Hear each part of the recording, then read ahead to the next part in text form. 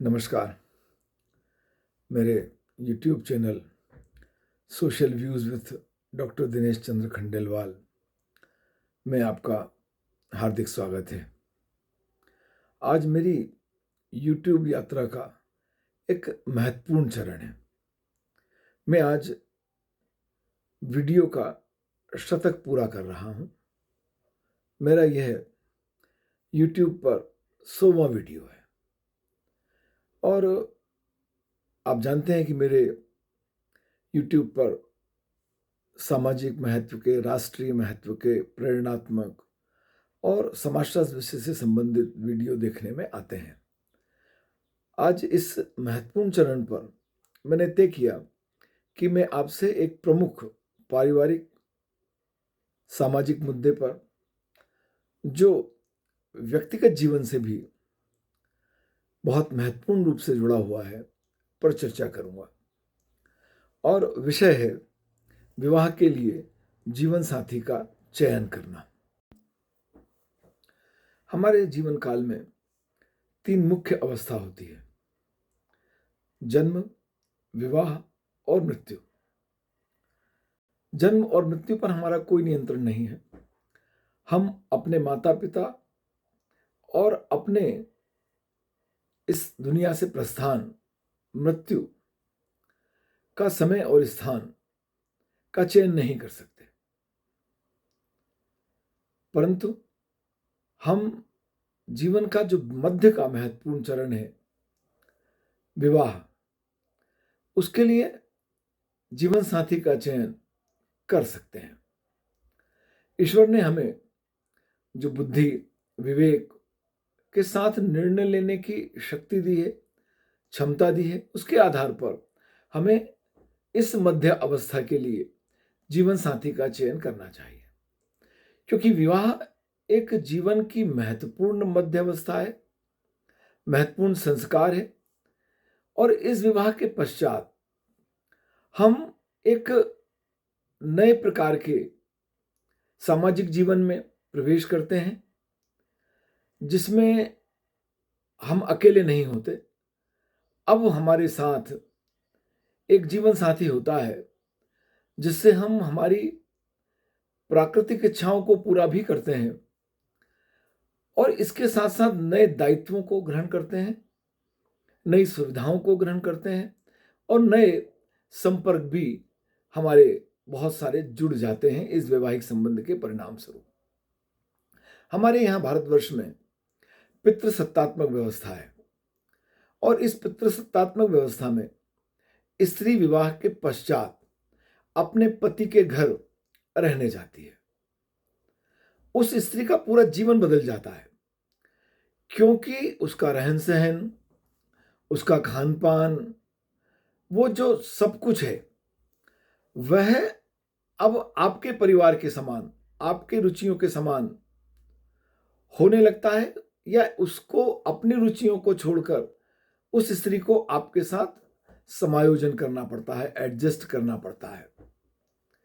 और यदि पुरुष के संदर्भ में बात करें, तब उसका ना तो निवास स्थान बदलता है,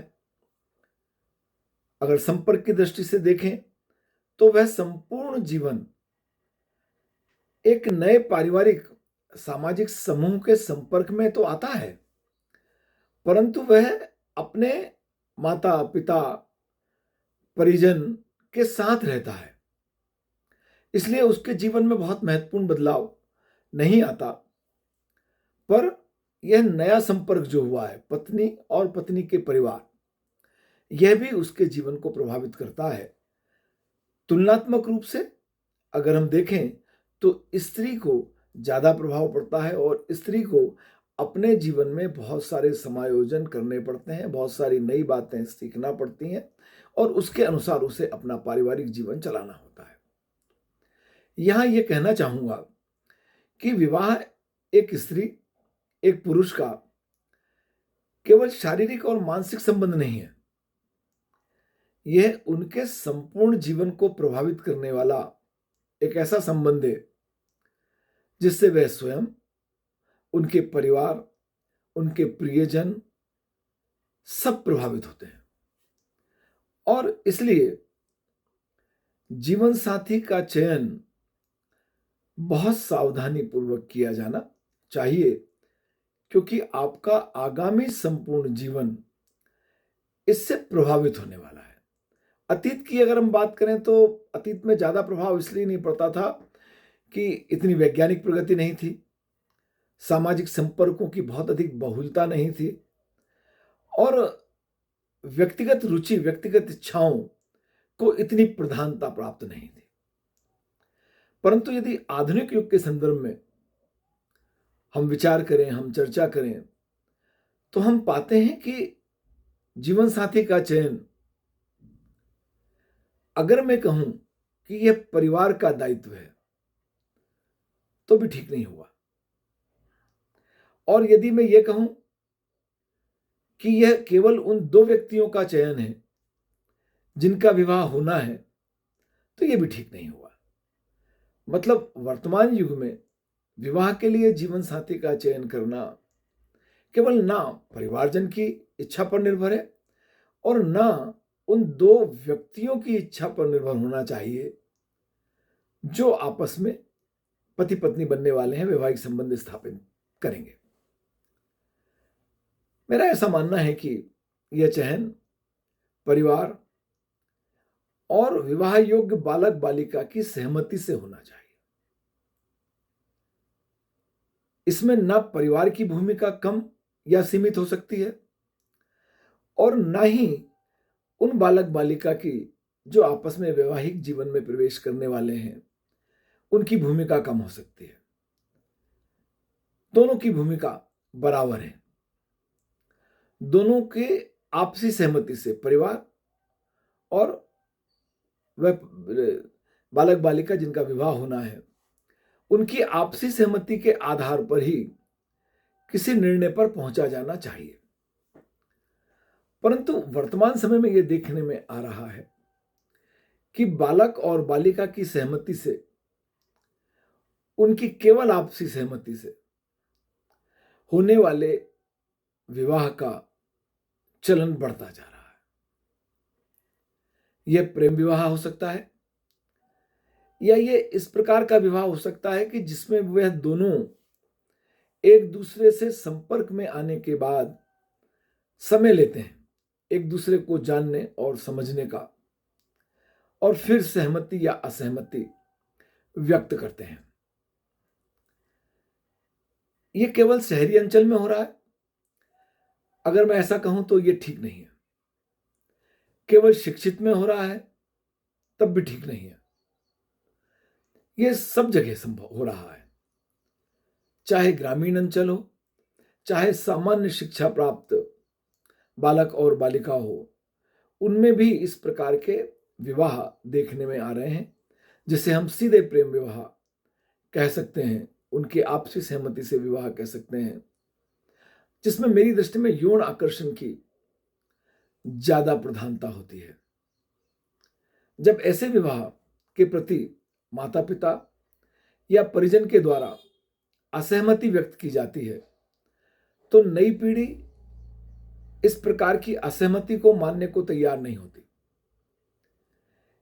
इस चयन के संबंध में, उन दोनों के आपसी चयन के संबंध में यदि कोई अन्यथा विचार व्यक्त करता है, परामर्श देता है, तो ऐसा अन्यथा विचार व्यक्त करने वाला व्यक्ति, परामर्श देने वाला व्यक्ति उनको दुश्मन लगता है। वे उसे सकारात्मक रूप में नहीं लेते। वे ये भूल जाते हैं कि माता पिता, प्रियजन, परिजन सब उनके शुभचिंतक हैं। वे उनका भला चाहते हैं। उन्होंने अपने जीवन के अनेक उतार चढ़ाव देखे हैं और वह अपने जीवन के उतार चढ़ाव अनुभव का लाभ नई पीढ़ी को देना चाहते हैं। वे चाहते हैं कि उनका लाभ लेकर ही वह जीवन साथी का चयन करें। पर विवाह के लिए जीवन साथी का चयन केवल व्यक्तिगत इच्छा नहीं है। इस चयन के समय दोनों युगल जो संपर्क में आ रहे हैं उन्हें अपनी सामाजिक स्थिति, समाज में परिवार की प्रतिष्ठा, परिवार का आर्थिक स्तर, और उन्होंने आज तक के जीवन में जिन भौतिक सुख सुविधाओं का उपयोग किया है उन सब का ध्यान रखना चाहिए, क्योंकि आपको आगामी जीवन में भी ये सब चाहेंगे, ये सब लगेगी। आप उन भौतिक सुख सुविधाओं का मेरी दृष्टि में जो अभी तक आप उपयोग कर रहे थे एकदम त्याग नहीं कर सकते। उनके बगैर रहना थोड़ा मुश्किल होता है। मैं तो कहता हूं कि बहुत मुश्किल होता है। आपकी जो प्रतिष्ठा आज तक है परिवार की, उसके कारण जो आपको समाज में मान सम्मान मिलता है, यदि उसमें कोई कमी आती है तो उससे भी समायोजन करना, एडजस्ट करना मुश्किल पड़ता है। पर प्रेम में संलग्न युवक और युवती ये तर्क देते हैं कि वे आधी रोटी खाकर जीवन व्यतीत कर लेंगे, आने वाली विपरीत परिस्थितियों का सामना कर लेंगे। उनके लिए वो दोनों महत्वपूर्ण हैं। उनके जीवन में धन का कोई महत्वपूर्ण हिस्सेदारी, धन का बहुत महत्वपूर्ण महत्व नहीं है इत्यादि।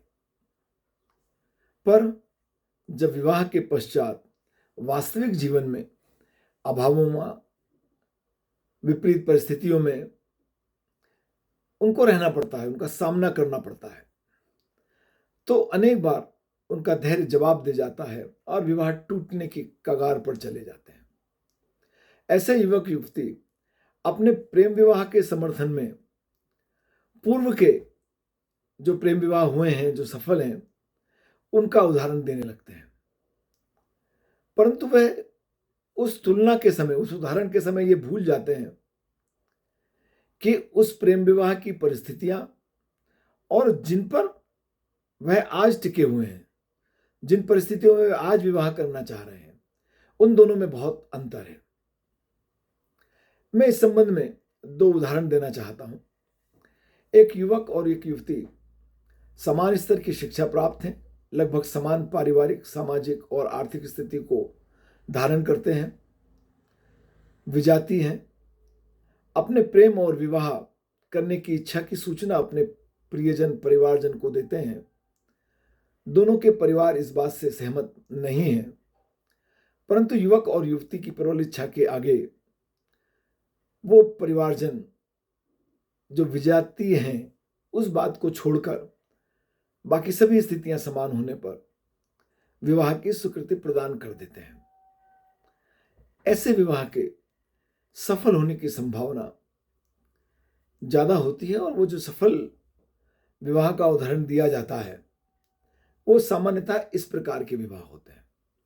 इसके विपरीत एक युवक और युवती असमान शिक्षा प्राप्त हैं, युवक बहुत शिक्षित है, युवती कम शिक्षित है, उनकी पारिवारिक और आर्थिक स्थिति असमान है, और उसके बाद भी वे विवाह करना चाहते हैं।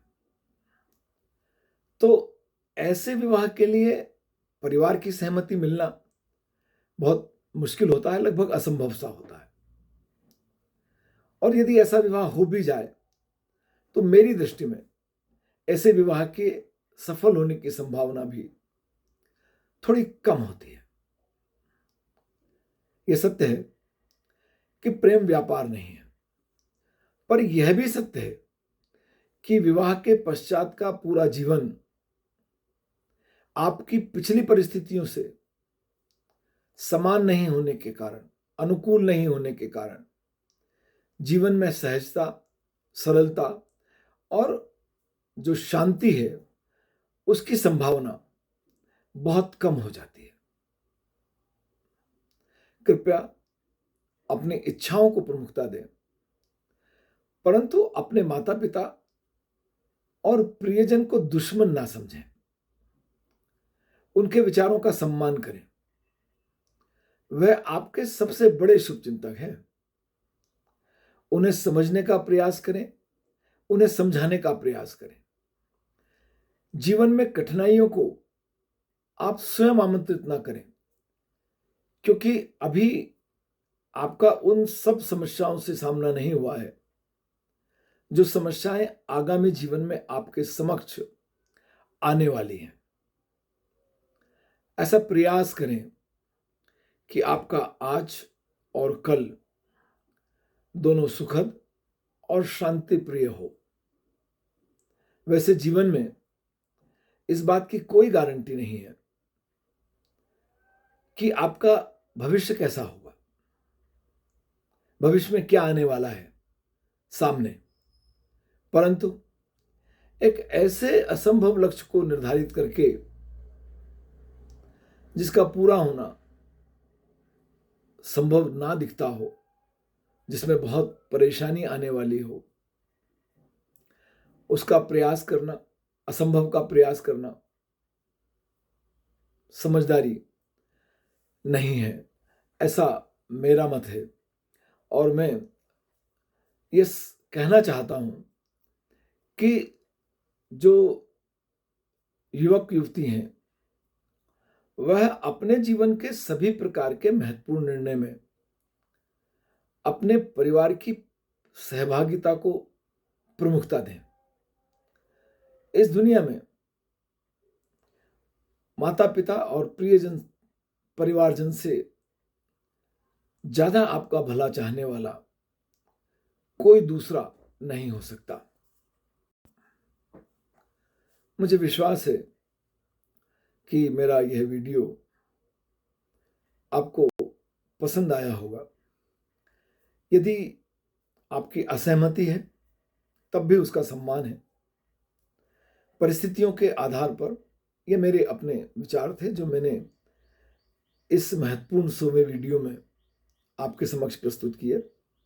मेरा निवेदन है कि यदि आपने मेरे चैनल को सब्सक्राइब नहीं किया है तो कृपया चैनल को सब्सक्राइब कीजिए। आपका बहुत धन्यवाद।